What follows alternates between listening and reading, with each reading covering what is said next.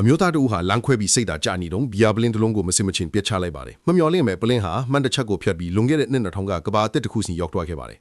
အဲ့ဒီအချိန်မှာ Egress ကစိတ်မကောင်းဖြစ်နေခဲ့ပါတယ်ဒေါသတကြီးနဲ့သူဟာတရဘူးကိုချွတ်ပြီးမြေပြင်ပေါ်ပစ်ချရာတရဘူးဟာမှန်ကိုဖျက်ပြီးအဲ့ဒီအမျိုးသားရဲ့ဥခေါင်းကိုလာထိမှန်နေပါတယ်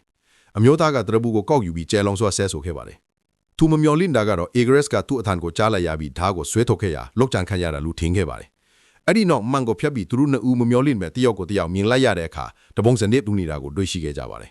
အမျိုးသားကသူ့တရဘူးကိုကင်ထားတာကိုမြင်တော့ Egress ကမှန်ကိုဖျက်ပြီးသူ့စီရောက်လာကဓာတ်နဲ့ချင်းရွယ်ခဲ့ပါတယ်အမျိုးသားကသူ့ကိုစိတ်ရောကကုစေယုံကထွက်ပြေးလာသူလို့ထင်ပြီးကြောက်လန့်တကြားပတ်စံအားလုံးကိုပေးခဲ့ပါတယ်ရှင်းပြပြီးတဲ့နောက်မှာ Egress ဟာအချင်းခင်းရောက်လာသူဖြစ်မှန်တပေါက်ပေါက်ခဲ့ပါတယ်တီးကျင်စိတ်ကြောင့်အမျိုးသားကမှန်ကိုချင်းကက်ခဲ့ရာသူပါလွန်ခဲ့တဲ့နှစ်2000ကကဘာအစီကိုရောက်ရှိသွားခဲ့ပါတယ်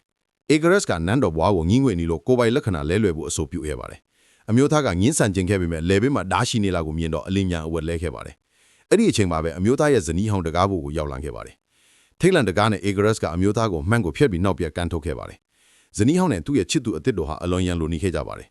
သူတို့ပိုင်ဆိုင်မှုစာချုပ်ကိုလက်မှတ်ထိုးဖို့အထင်တမှာခိုင်းစေခဲ့ပြီးအင်ရှိပစ္စည်းအားလုံးကိုယူဖို့ချိန်ချောက်ခဲ့ပါတယ်သူတို့မသိလိုက်တာကတော့သူတို့ရှေ့ကအမျိုးသားဟာတကယ်တော့ Egress ခစ်နေခဲ့တာပါသူတို့မှန်ကိုရွှေ့ဖို့လုံနေတော့ Egress ကနောက်ဆုံးမှသူတို့ကိုတင်ကန်းစရာပေးခဲ့ရာအဲ့ဒီအဖွဲကြောက်လန့်တကြားထပ်ပြေးခဲ့ကြပါတယ်တချင်တဲမှာပဲမှန်ရဲ့နောက်ကွယ်မှာပုံနေတဲ့အမျိုးသားဟာသူတို့လက်စချေကိုပြန်လာမှကိုစိုးရင်လို့ပြန်ထွက်လာဖို့ကြိုးစားခဲ့ပါတယ်ဒါပေမဲ့မှန်ကိုဖျက်တဲ့လမ်းကြောင်းခဏတာပြီးသွားခဲ့လို့အမျိုးသားလက်လျှော်ခဲ့လာပါတယ်